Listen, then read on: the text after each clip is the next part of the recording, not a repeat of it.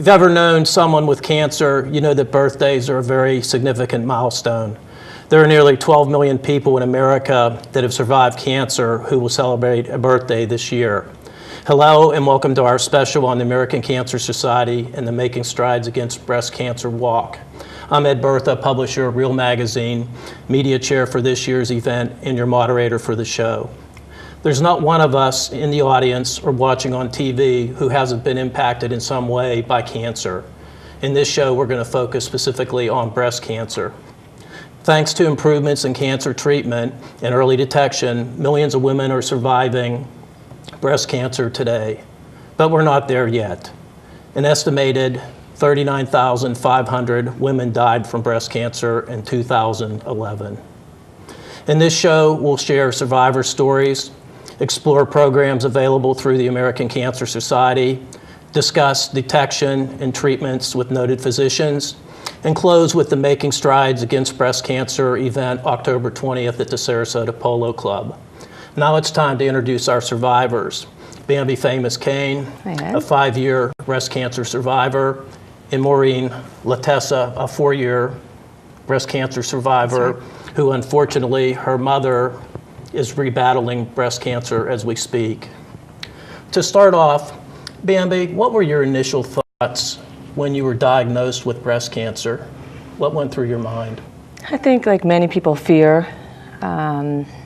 Just the fear of the unknown. Like, what's my diagnosis going to be? What treatment will I have to have?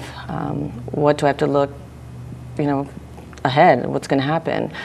Fear. I would say fear was the overwhelming emotion. Just fear of what to expect next, and how do I tell my family? I just lost my daughter the year before in a tragic accident, was grieving heavily, and thought, how am I going to share this now with my family and cope with one more tragedy? So I'd say initially fear. Fear was a big one. Maureen, what did you experience? Absolutely. My mind was, just reeling, wondering, how am I going to tell my family was one of the biggest things that came to mind, because here my mom's battling cancer, breast cancer, and I didn't want to, upset her in any way, but it was just, something that, I knew we could all get it together. Very strong family support with my husband and family and my mom. I understand the fear, but I'm sure there was some element of shock as well. No, absolutely. Absolutely. Maureen, how did you mentally prepare for fighting? Well, one of the first things I did was do a lot of research as to what kind of treatment would be the best. I had a fine staff of doctors that were giving me some options, and I just wanted to be able to move ahead. Let's get this behind us, whatever it takes, and because of that, I decided to have the bilateral mastectomy with reconstruction, and it has saved my life. Bambi, how did you mentally prepare for the fight? I knew I had to keep my sense of positive attitude and strength and humor, and I think the fear of the unknown forces you to research as much as you can and know that knowledge is power. So it was get all the information, all the resources from medical to community, even to ACS. So the more I knew about the disease and what the potential outcome would be, the more I felt comfortable. So I prepared more with knowledge and just gaining all the information, particularly here in our community. Understanding that the battle, the fight was a roller coaster, there were high days and low days, what was your toughest challenge? For me, I think it was going through the chemo, the obvious, just some of the side effects, and I was very concerned about what other people, how they would deal with me having chemo and losing my hair, because I lost my hair, and dealing with younger children or family members. So I would say that was the toughest challenge, was how do I make them feel comfortable versus making me feel comfortable. So dealing with other people who might not, quite frankly, be comfortable with dealing with people that are going through cancer and feeling sick and looking very ill. So that was probably the biggest challenge. What was your biggest challenge, Maureen? The biggest challenge was to actually make that decision to have the mastectomy, because the first recommendation was to have a lumpectomy and radiation. And I had a second opinion, and it showed that it was a little more serious than was originally thought. And it was, kind of scary. It's like I just wanted to be able to do the right thing, and we did it. I believe that you caught your cancer early on. How long was your fight? Well, because my mom is a breast cancer survivor, I was like in the radar. Every 6 months I was going to have my mammography, and they did find a lump within a 6-month time frame, so it was caught very early. And so that did afford me not having to have radiation or chemo, basically just the reconstruction. And that was about a year time frame. Bambi, how long was your battle, your fight? I'm still battling, but you know what? It's a good fight. I'd say a good 18 months. You know, from the time you're diagnosed to all the surgeries to the chemo, it was a good year and a half because, like Maureen, I had the double mastectomy and complete reconstruction and the tattooing, everything. So I'd say a good year and a half. Did you utilize any of the American Cancer Society programs that they offer during your ordeal? Oh, absolutely. I mean, quite frankly, in the hospital when I was diagnosed, I had a volunteer from ACS come in and tell me about the walk. And I didn't know much about making strides at the time, and it happened to be the first week of chemo for me. So I was determined to get out there and walk and form a team. Wheelchair or not, I was going to walk that walk. And the minute I got out there, I knew I was hooked. So I have to tell you, that walk alone is really what inspired me to get more involved with American Cancer Society and the other volunteers. I utilize the Look Good, Feel Good, I may have said that wrong, but where they do the makeup and prepare you for wigs and everything. The resources are tremendous. And then I actually became very involved in the committee and ended up chairing one of the events. So I just love everything ACS has to offer for women and cancer in general, so absolutely. Mm-hmm. Maureen, what programs did you use? Well, the major program is tamoxifen. I'm on the tamoxifen drug, which I've been on for the last 4 years. And my mom has also been on that drug, and quite frankly, I really feel it has saved our lives. Without that, there's been studies that the cancer does return. And so, because of the American Cancer Society, you know, they're continuing to do the research that we're all about the birthdays, and God love my mom. She just turned 76 years old, and you know, she's been battling for 17 years. So it can be done. We're fighters. We can do it. So it's an amazing journey. Yeah, I believe one of the taglines for American Cancer Society is the official sponsor of birthdays. Mm-hmm. It's so appropriate. What did this experience teach you, Maureen? A life lesson? What did you walk away with? Well, it really puts things in perspective when you're diagnosed with what could potentially be a, you know, life-threatening disease. Not to take myself so seriously, really to have some fun. You need to laugh, tap into your family, your friends. Bambi, what was your life lesson? I'd say keep your sense of humor. Keep your sense of humor, enjoy every day like it's your last, live life, love life, and share with everyone your experiences because, as you well know, pretty much anyone you meet is somehow affected by breast cancer. So share what you've been through and keep your sense of humor. With, I believe, 1 in 8 women expected to experience some sort of breast cancer, what would you share with others that are battling breast cancer? Stay strong. There's a lot of hope, and the medical advances are tremendous. We've made strides. It's all about making strides. The American Cancer Society and beyond have made tremendous strides in the research, development. I have a lot of hope. I mean, just like Maureen said, her mother's a 17-year survivor. I mean, there's plenty of hope. I wouldn't let this disease get you down. We're all out here walking every day to fight it. That's right. What would you share? I echo that 100%. And we get a team together. You know, definitely many, we can do this. We can, you know, maybe wipe out this terrible disease within our lifetime or, you know, our children's, grandchildren's lifetime. It can be done. Let's take it to the audience for a question or two. Do we have any questions for our survivors here? Yes, I have a question for either or both of our survivors. How did this diagnosis affect how you lived your life?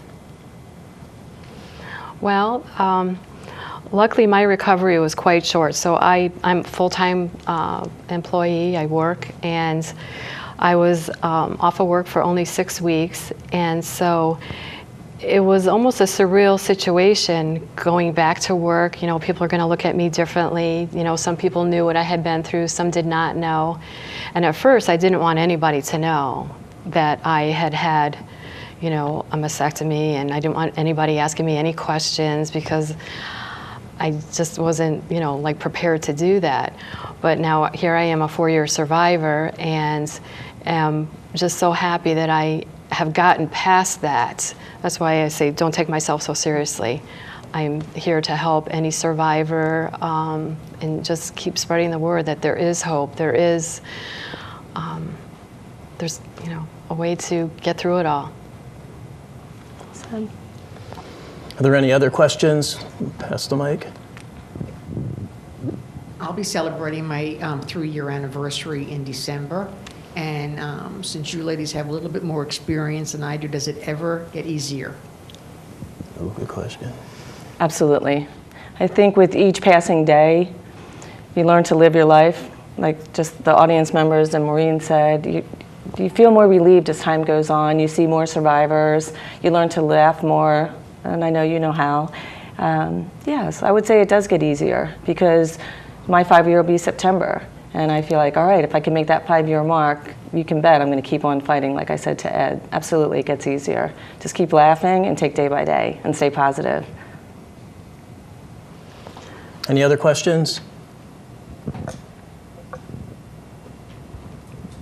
guess this question is for the moderator or somebody that has the kind of background that would be capable of answering this question, which is simply, with all the time, energy, and expense that's been used to find a cure for cancer, when are we going to have a cure for cancer?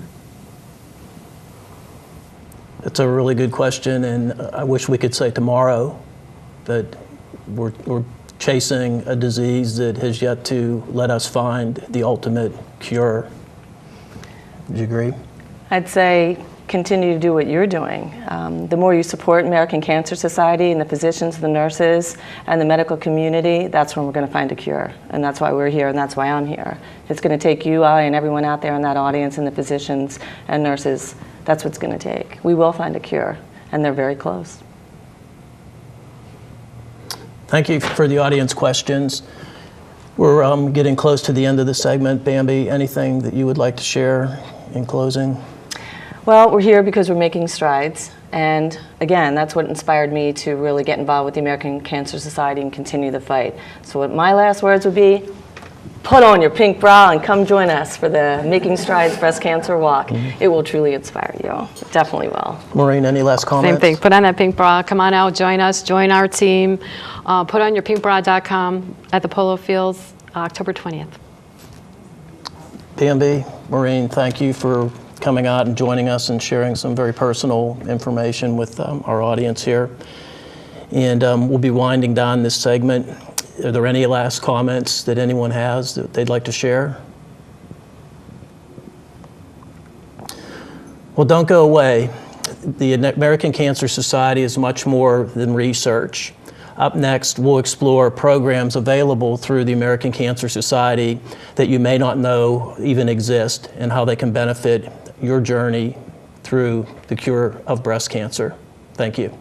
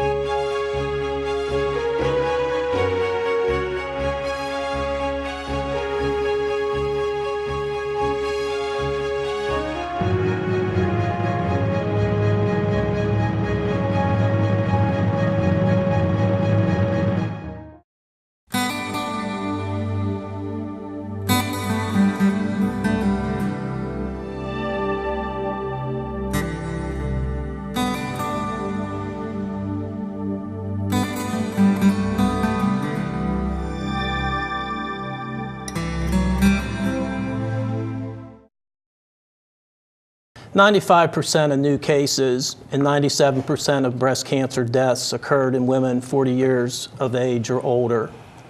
What if you're diagnosed with breast cancer? What resources are available to you through the American Cancer Society that you can reach out and utilize? Let's find out. Let me introduce our next panelist, Gwendolyn Atkins, registered nurse, ACS volunteer and board member, and Colette Russell, who's with the American Cancer Society herself. Gwen, I'd like to start off with one of the local programs here called Reach for Recovery. Can you give a little overview of what that program is? Reach to Recovery is an American Cancer Society program that connects a trained, licensed volunteer to a person who is undergoing breast cancer. For an example, this trained person is connected to the person who is getting ready to go through maybe a mastectomy.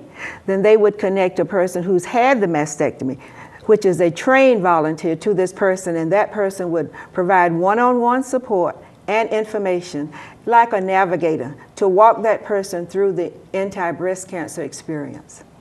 So to recap, the mentors are cancer survivors themselves, and they're Yes. specifically trained to come in and facilitate Right. this relationship building and counseling and guiding. Right. How does one engage the program? What's the process to utilize Reach for Recovery? Okay, most of our programs, we ask people to call the 800 number, call 800-227-2345, and you're connected to the services the services in Florida. And then once you call that number, they will connect you to the local office of the American Cancer Society. How can cancer survivors that want to be mentors get involved? What's the process for them? All they have to do is call the same number, that 800 number, which is 800-227-2345. And then sometime you can just call the local number also and just let people know, because we are always looking for volunteers. And is there any sort of guidelines or limitations on the counseling, the number of times that you can get together, or is it just like a custom one-on-one approach? Well, as often as you need to. You know, there's always training for each one of the programs. No one ever just throws you out there without knowing exactly what you need to do. So there's plenty of training for all of our programs, all of our services. So you come in until you feel comfortable to be connected to a patient, and then you can go out and they feel like you're okay to go on your own. So this is about giving? Yes, about giving and about volunteering. Moving on, there's another program called Look Good, Feel Better, and I believe Bambi addressed it in the earlier segment. What does this program entail? It's a free, community-based program that teaches beauty techniques to the female cancer patient undergoing chemotherapy or radiation. The program is designed to help her to bring her appearance back, you know, and her self-image. A lot of times, we as women, we really like to feel pretty. We like to look pretty at all times. And sometimes when you're taking chemotherapy and radiation, it affects your skin, and so it kind of brings your self-esteem down a little bit.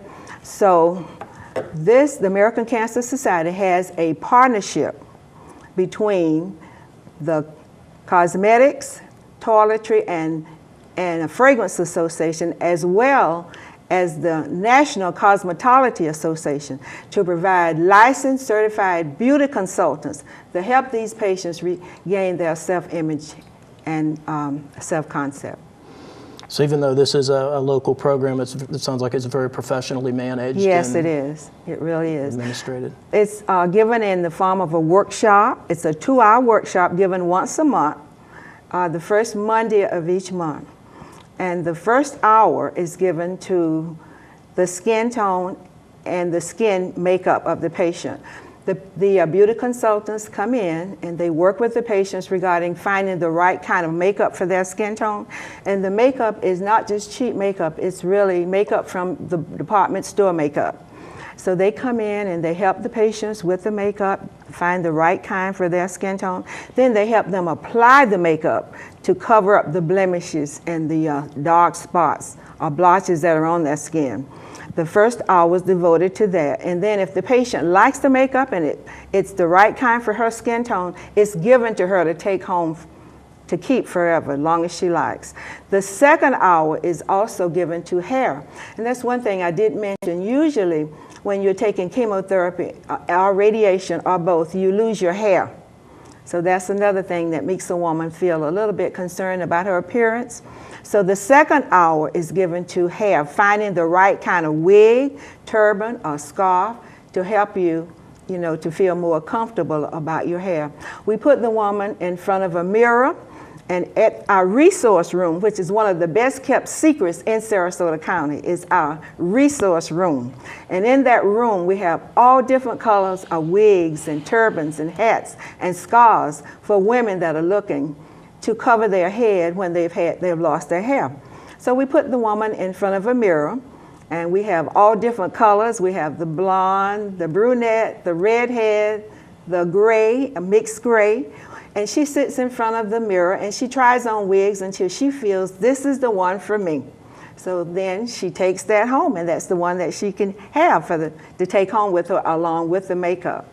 She can also pick out some scarves, she can pick out some hats, some turbans, or whatever else she feels like she might need. So coupling the resource room with Look Good, Feel Better, Yes. we're starting to help. Oh, absolutely. In the We want process. more people in the community because we feel that that room is really not utilized as much as it should be. So we are saying to the community, if you feel like if you know you've lost your hair, don't just go out and purchase a wig. Just call the 800 number, and then we'll get you connected to the resource room, to a local staff member, and you can come in and pick out any kind of wig or turban or hat for yourself. And then Gwen, one last program that we can touch on briefly, then I need to switch over to Colette, is Road to Recovery.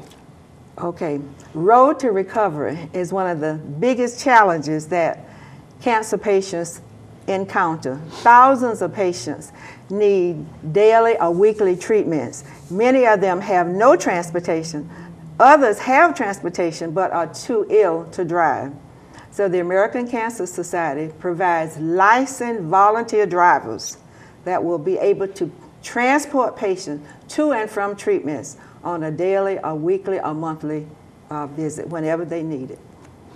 And we always need more drivers. So I want to throw that out to the audience as well. If you would like to drive for the American Cancer Society, just call the 800 number, let us know. All you need is a valid Florida license and a good car. Thank you, Gwen. Okay.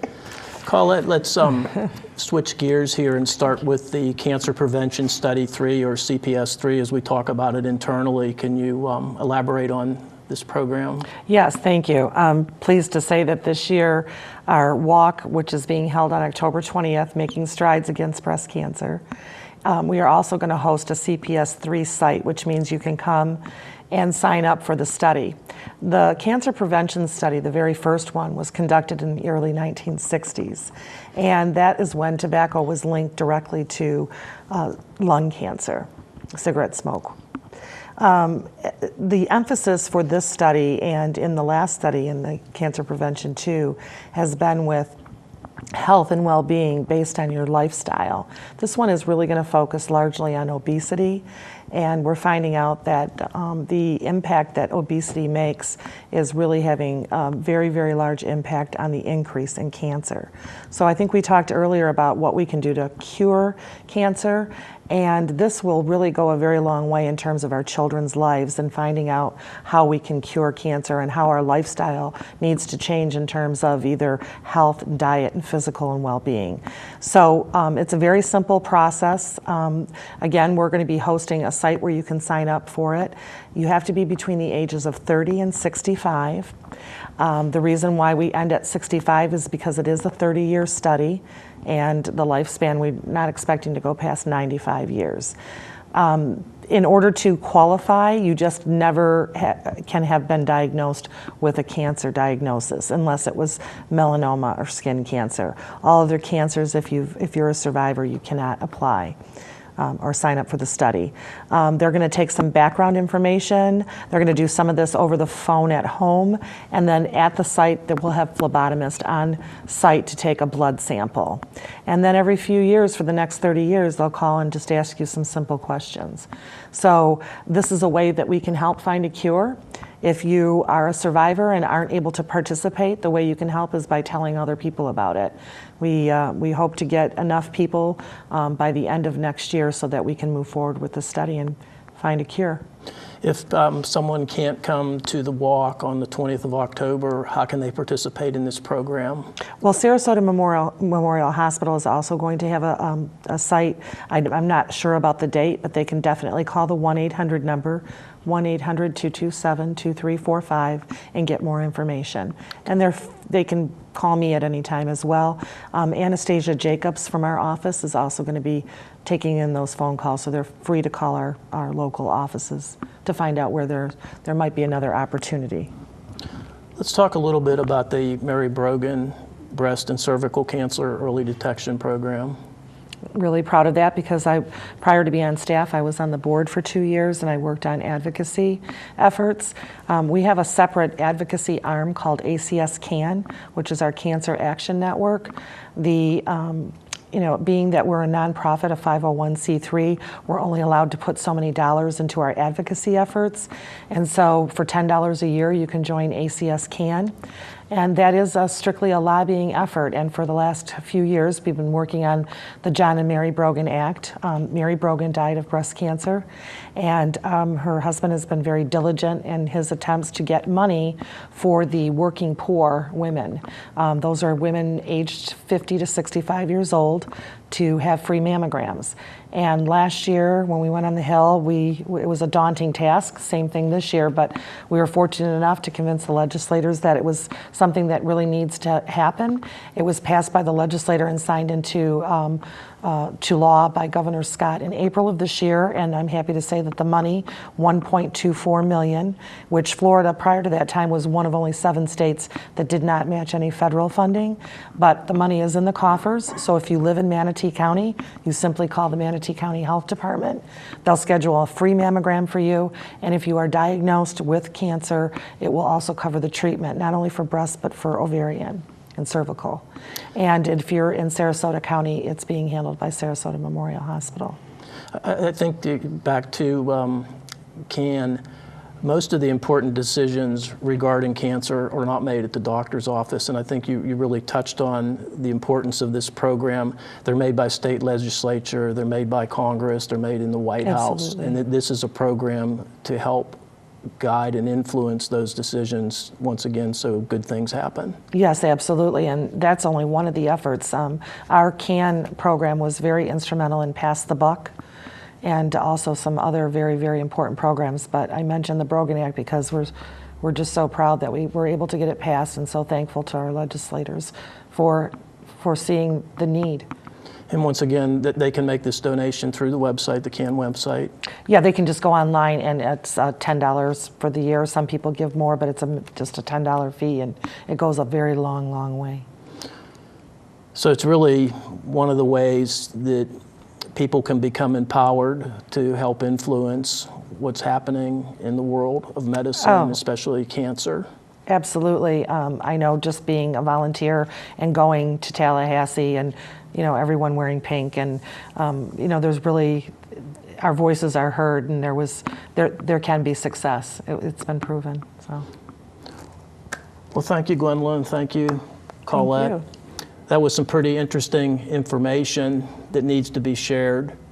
Don't go away, because next up, the medical community is going to discuss detection, treatment, and new advances in technology. Thank you.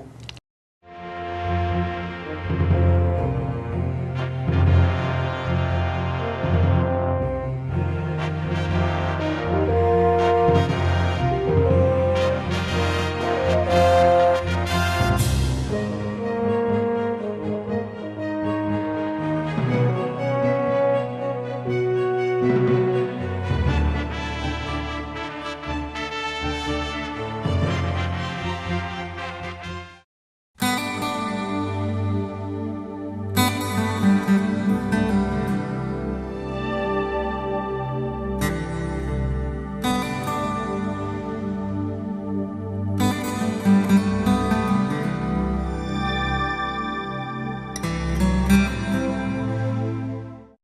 In this segment of our show, we have an esteemed panel of physicians joining us, and we're going to talk about detection, advances in the treatment of breast cancer, and some new technology that's going to actually increase the ability to pinpoint breast cancer much more finitely. And starting off to my left here, we have Dr. Joshua Crathen, MD. He's with the Lakewood Ranch Plastic Surgery and Skin Care Center. Dr. Dwight Fitch, MD, Blake Medical Center, and Dr. Jeffrey Wasserman, DO, Lakewood Ranch Medical Center. And starting off, Dr. Crathen, how common is breast cancer? Well, it's much more common than we want it to be. Unfortunately, about 1 in 8 women will develop breast cancer within their lifetime. That's a pretty staggering number. It sure is. It's the most common form of cancer in women aside from skin cancers. Dr. Wasserman, how often should a woman get a mammogram? After the age of 40, we recommend they get it once a year. Dr. Fitch, once breast cancer is detected, how is it treated? What are the options? There are lots of different options. When I first meet a patient, I typically try to smile it away, but that doesn't usually help. So then, your first thing you do is surgery, okay? Surgery can range from a lumpectomy to a mastectomy. After surgery, depending on the situation or the staging of the cancer, you have adjuvant treatments that can range from radiation to chemotherapy to hormonal agents. So it really depends on the patient, depending on where they are in their life, if you will, how healthy they are, as well as what stage. Why are lymph nodes important? To be honest with you, what lymph nodes really represent in terms of cancer treatment are they're prognostic factors, or prognosticators, if you will. In the body, your lymph node system is actually responsible for draining or filtering out your blood supply, so it picks up infection, and also serves as kind of a point where if cancer cells peel off of the primary tumor, they can get picked up in those lymph nodes and start to grow. So it's more of an indication if the tumor cells have spread outside the normal area. So it's it gives us an idea as physicians how aggressive we may need to treat after surgery as far as adjuvant treatment. Dr. Crathen, once the breast is removed, what are the options for reconstructive surgery? Well, there's 3 basic options. Once a woman is diagnosed with cancer, which is a very difficult time for all women with the diagnosis, they have to make some hard decisions as to how they want to have it treated. And right now, there's basically 2 equivalent options to have the breast cancer removed. One is called lumpectomy, where the cancer is just cored out and most of the breast is preserved. And then that woman also is going to have some radiation therapy over a period of time. Then the other option, which is essentially equivalent in terms of survival rates, is that the entire breast can be removed, called a mastectomy. And there's different ways to do mastectomies, but essentially the entire breast is removed. Some of the skin is preserved, even the nipple sometimes can be preserved. And then the options are just to not have any reconstruction, just leave it be and let it be flat and have a scar. Or the woman can decide to have a reconstruction, and those options include using what's called a tissue expander, which can be placed under the skin, and over time the expander can be made larger, and then the expander can be exchanged for a silicone implant to create a breast. And other options include using the patient's own body tissue. If a woman gets implants, are they safe? That's a great question, and the safety of this implant was determined that the old silicone implants were rupturing at a very high rate, and they were taken off the market in about 1992 or 1993. And this new implant was redesigned and FDA approved in 2006. So the shell is much thicker, the gel is cohesive, and these implants are extremely safe. What kind of recovery time do you typically see after surgery? On average, it takes about a month to recover from the surgery itself. The first couple days can be a little bit rough, It also depends on the severity of the surgery. For example, if someone has a lumpectomy versus the entire breast being removed. But on average, it's going to be about 2 to 4 weeks before the drains come out and things are healed well enough to get back to regular activities. Is there any physical therapy or anything like that involved? There certainly is, and there's programs to help a woman advance in terms of her activity levels. And other issues have to do with something called lymphedema. If the lymph nodes are removed, it can cause some swelling in the arm, and there can also be some real effective therapies for that. Is that also referred to as the sentinel node? Well, the sentinel node biopsy is a newer technique. In the past, what would happen was when a woman would have breast cancer, they would do something called a radical mastectomy, where the entire breast is removed and then all the lymph nodes in the armpit going all the way up to the arm. And not only was that very disfiguring, but it also caused a lot of issues with swelling in the arm. So what we're able to do now is identify what's called the sentinel lymph node, which is the closest lymph node to the cancer.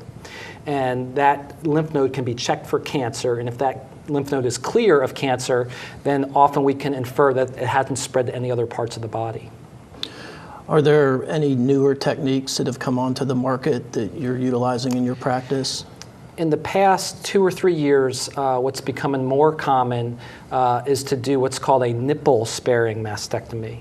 So in the past, when a woman has a mastectomy, the nipple is removed, a lot of skin is removed, but now there's enough oncologic data to support the safety of actually leaving the nipple there, depending on the situation where the cancer is, and that's providing really superior aesthetic results.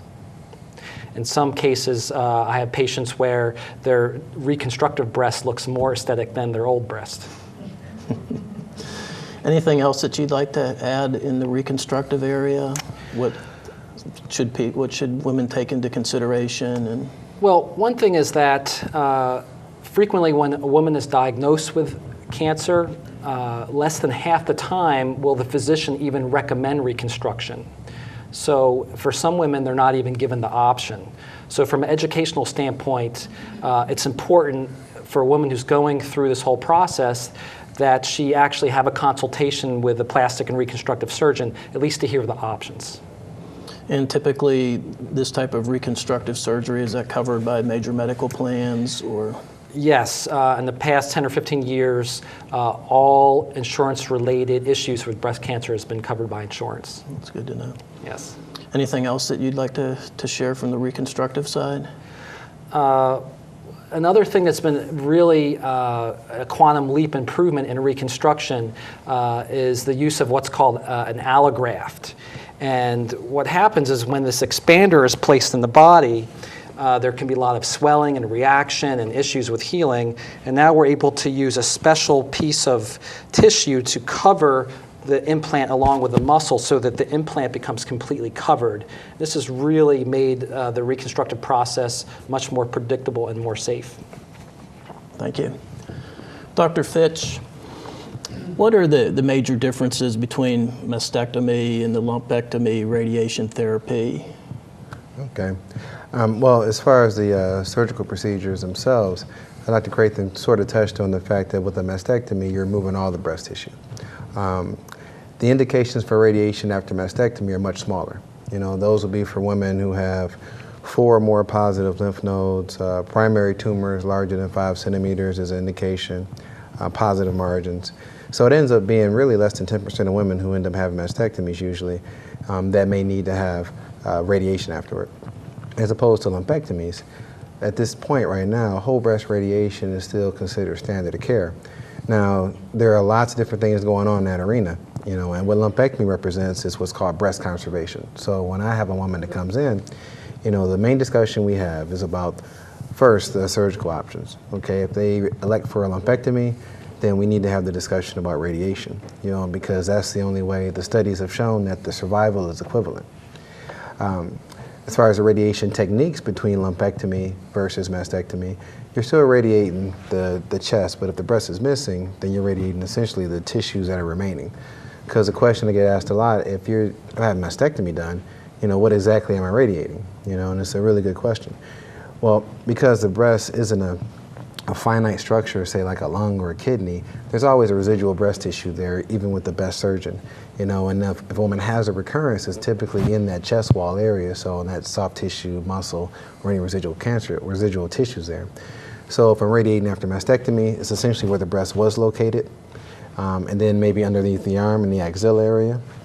If I'm radiating after lumpectomy, you know, again, standard is to radiate the whole breast, but as women fall into different subsets, sometimes if they're older than 70, sometimes they have smaller tumors, they can have what's called partial breast radiation. Sometimes hypofractionated treatments are appropriate, where it's a shorter treatment overall.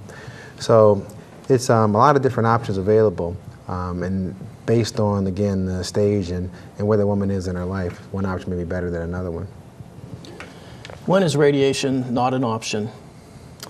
I would say that I like having that conversation with people. And to be honest with you, sometimes it's more difficult to explain to somebody why they shouldn't get radiation than why they should if they already have it in their mind. You know, I always tell them that my machine's plugged up and anybody can lay on it. But I really don't want to radiate people that don't need it. So again, if, let's say you had a mastectomy, you had a small tumor, 1 centimeter, you don't need radiation. Let's say that you had radiation previously, you know, in that same area. It's not that you can't retreat, but they're really, really tiny indications for retreatment, you know, if you've already received radiation. Let's say you have some sort of inherited problem with, you're chronically disposed to having a problem with radiation. There's some genetic abnormalities where that's the case, like some fibroconnective tissue disorders, that may be the case. A woman that's pregnant, you know, a lot of times, you know, it's not that we can't radiate, but we really don't want to if we don't need to. So I mean, push that off as well. So those are some of the indications for, you know, when a woman can't or shouldn't get radiation. I want to go back and revisit this. Can radiation therapy be repeated to the same area? It can. Again, in certain situations. I think in general, the belief is, you know, once you get radiated in one place, you can never do it again. And that's not exactly true. I don't prefer to do it again. Lots of things I prefer to do, and that's not one of them, re-irradiate. Because when you re-irradiate an area, depending on the total dose, you can run a risk for higher complications. It's not that every woman is going to have those, but the risk is definitely higher. So the times when I will re-irradiate would be, let's say someone had radiation for an area and 5 years later, unfortunately, they have a recurrence there. If we're looking at either having to do a major surgery or re-irradiating the area, we can re-irradiate at times smaller treatment fields, and the machines that we have now actually allow us to do a lot more than we could even 10, 15 years ago. Can you elaborate on that? Yeah, the targeting that we have, you know, we use a machine called linear accelerator. So it's a giant X-ray machine, which is why I can't bring props in, because it's way too big.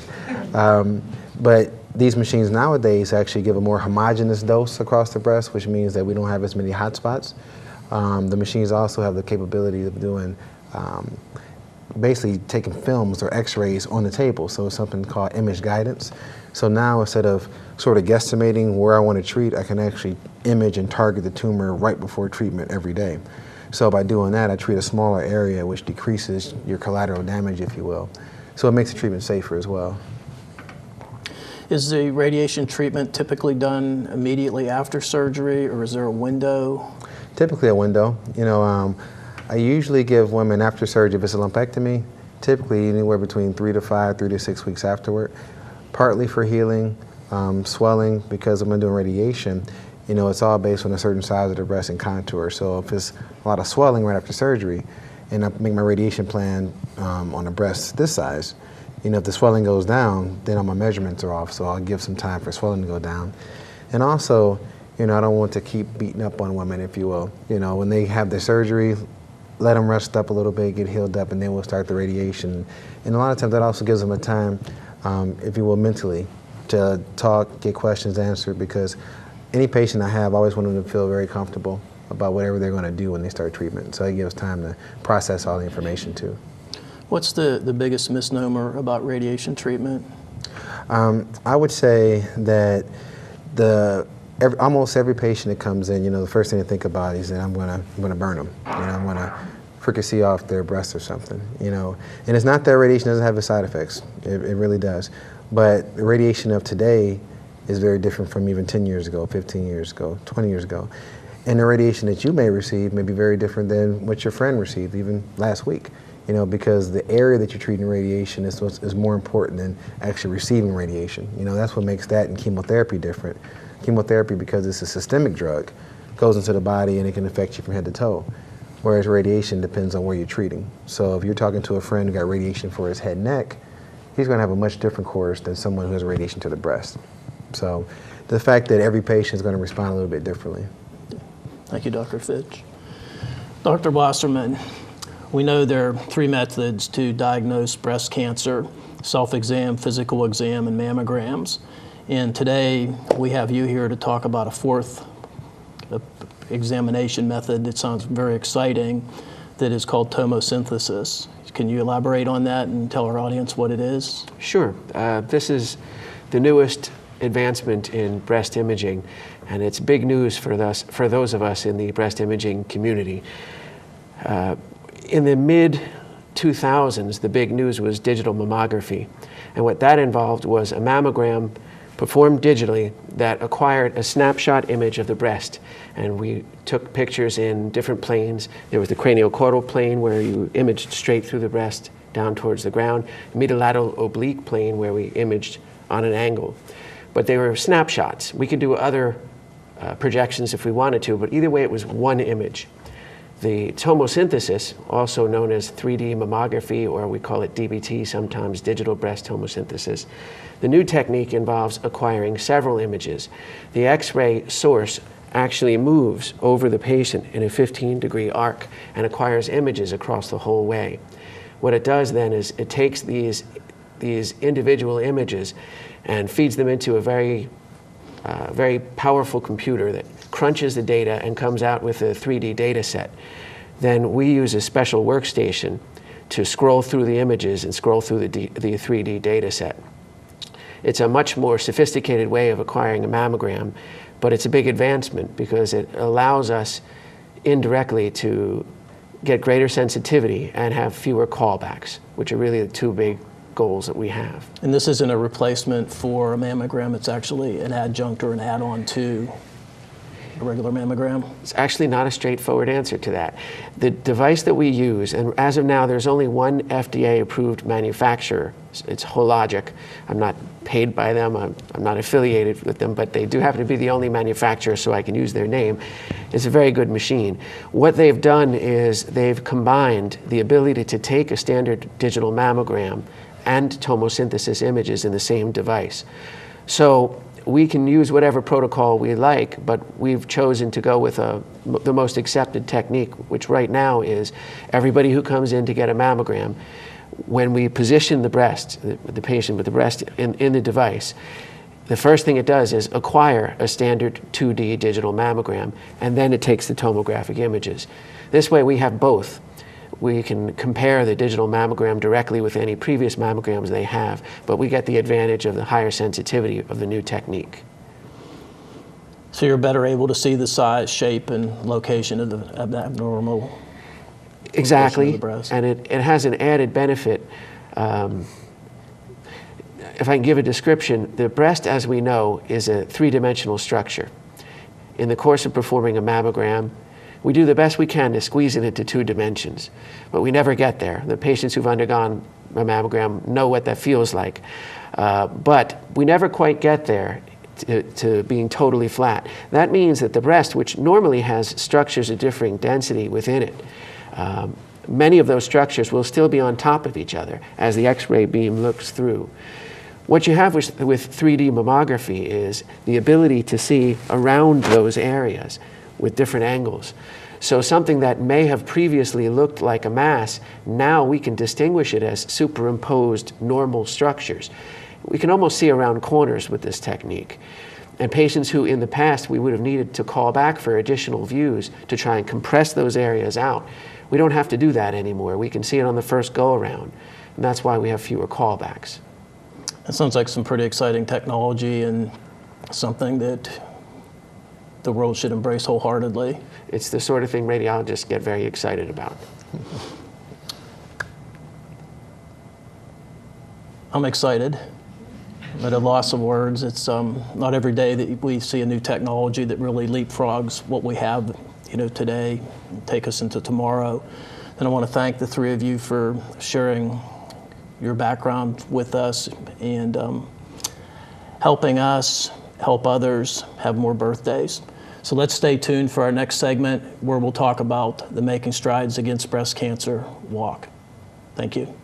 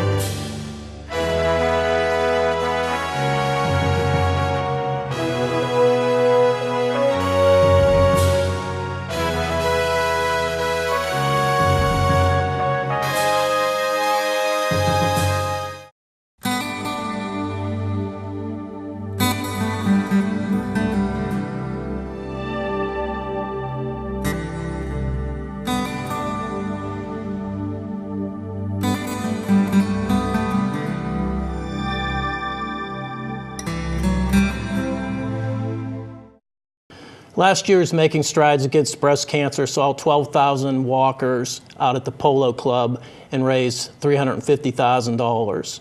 This year, the goal was much higher, and let's find out what's going on this year with Making Strides Against Breast Cancer. Once again, the walk is October 20th at the Sarasota Polo Club. I'd like to introduce this year's Making Strides Against Breast Cancer chairperson, Amy Tootin, and Carol Anzio. Nice to meet you. Amy, we had a pretty awesome kickoff event at Ed Smith Stadium. It was a pretty good deal. What did you feel? The excitement was amazing. The turnout was great. Everybody was so excited. Lots of pink bras floating around. We signed up quite a few teams, but we need more. We always need more teams. So it really was. It was a great event, and just looking forward to the walk from this point forward. Great hospitality. Oh yes, the Baltimore Orioles are awesome. What's the significance of the pink bra for those watching this show that aren't aware of it? Well, the pink bra is how it empowers you. Like for myself, I have some very close friends that are survivors. So I wear my pink bra for them. It empowers me to, show my support for any survivor, but, being touched so closely by my two very best friends.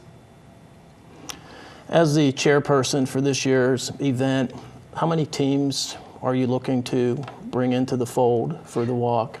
Well, the American Cancer Society, sets certain goals. Our goal this year is 240 teams. I've been running around saying 270 because that's what I want. You're an overachiever. Yeah. But we're getting towards that goal. The kickoff was a great way to help that. Again, we signed up, quite a lot of teams, and we're still signing up teams. You can go on to putonyourpinkbra.com/Sarasota Manatee and just sign up. How many walkers are you expecting this year? What's your projection over last year? I'm projecting 15,000. I really am. It has grown in the 6 years that I've been involved, especially on the executive committee level. We, started off with about 6,000 and have worked our way up to the 12, from last year. So I'm going to comfortably say 15. Talk a little bit about the event. I mean, it's built around a walk, but it's actually a pretty entertaining, morning with the stage and the survivors tent and the display areas. It is. It's very uplifting. We're there to celebrate the survivors. Obviously, we need the money. We need to raise the money for the research, for the education, for the programs that we talked about earlier on an earlier segment. But it's celebrating those survivors, like Bambi and Maureen and everybody else out there that has survived. We have an entertainment program. We have activities for children because children are welcome as well. Whole families are welcome. We have a survivor brunch. which is just for the survivors, and we have some entertainment under there and some door prizes and so forth for them. And there's just lots of different pink bras, as you can see from the set, that are floating out there, and it's very uplifting. If you've never been, I really, really encourage you to, start a team and come on out. You will be surprisingly, but happily overwhelmed. You really will. And even some of the men wear pink bras. They do. They really do. I saw it firsthand, and they're proud to do so because it empowers them, and what they feel, for whatever reason that they are wearing it, it's empowering to them, as well as the rest of us. Carol, how do you organize a team? Well, I say keeping in mind that a team can be anything from 1 person to 25 or 30. Don't be intimidated by the fact that you might not have a large team. We just we want you to come out and join us. But we make it easy. The American Cancer Society has some great materials. I just dropped my fancy bag there, but we've got a kit. Put on your pink bra. It will have everything in here you need. We certainly have plenty of staff to answer any question you might have. And basically dialing the 1-800 number, the 1-800-227-2345, or go to putonyourpinkbra.com. But it's easy, and it's rewarding, and it's fun. They can sign up via a paper-based method, but they can also go to the website and sign up. Absolutely. And create teams Website through is the great, website. by the way. Easy to follow. Just remember, we're signing up for Sarasota Manatee, and So that would be www.putonyourpinkbra.com/Sarasota Manatee. exactly. Correct. Got that right. Very good. Very good. Amy, besides getting teams together and enrolled, what are some of the ways that the teams can fundraise to help the cause? If you can think of it, you can do it. I have seen teams do bake sales, car washes, yard sales, cocktail parties, bachelor auctions, poker runs. Some just email out if they don't really want to do a fundraiser. If you go on to the putonyourpinkbra.com/Sarasota Manatee and sign up your team, there's a great email tool there that you can import email addresses of your friends, your family, your business associates, and send them a nice little email. They have emails already slated out, or you can add to it or create your own and ask for a donation. And then they can go right to the link that's on the bottom of the email, click through there, make a donation with their credit card, and it just appears. And it's a wonderful thing. It's very easy. But yeah, you could do bra decorating parties. You can decorate a bunch of bras like we have all around us and sell them for donations. You can go to the American Cancer Society's local office, and they have cans that you can either put at your business, or maybe a friend of yours has a shop, whether it's a restaurant or a boutique or a salon. Put it there and have everybody hopefully put some change in it. And I would prefer dollar bills, but hundreds. But fill those up and then go back and collect them. And then any cash that you collect, you just take to the local ACS office, and they'll put it onto your name underneath the website where you've registered. So if you can think of it, you can do it. Besides teams and team fundraising, there are also corporate sponsorship opportunities still available, correct? There are some corporate sponsorship opportunities available. We have different amenities depending on the level that you want to come in at. So, call the local ACS office or dial the 1-800 number, and they'll connect you to the local office. And we can, as the chair and some of the staff members, we can come out and meet with you and discuss all of those options, including day of presence, which is huge when it comes to 15,000 people, whether it's viewing your logo, or something along those lines. And corporations can also create teams. Mm-hmm. You could have a team and then get some T-shirts, and put the T-shirts on, and you walk in the walk, and you have 14,000 and some change minus your 25 team. Seeing those T-shirts and getting your name out there while showing local support for a local charity in your community.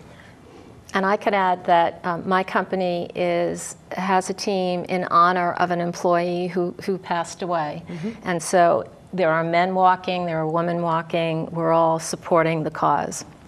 And it's a great team builder. Morale is really picking up as a result of bake sales and the things we're doing to raise money. So it's easy, it's fun, and it is a win-win for, I think, most a business as well. And Amy, the time of the event, when does the walk start? When does registration open up?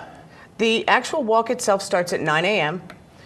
Do not get there at 9 a.m. You need to get there early. It is at the Polo Grounds, so there is only University Road in and Lorraine Road in, so traffic can tend to get backed up when you have 15,000 people trying to get to the same place at the same time.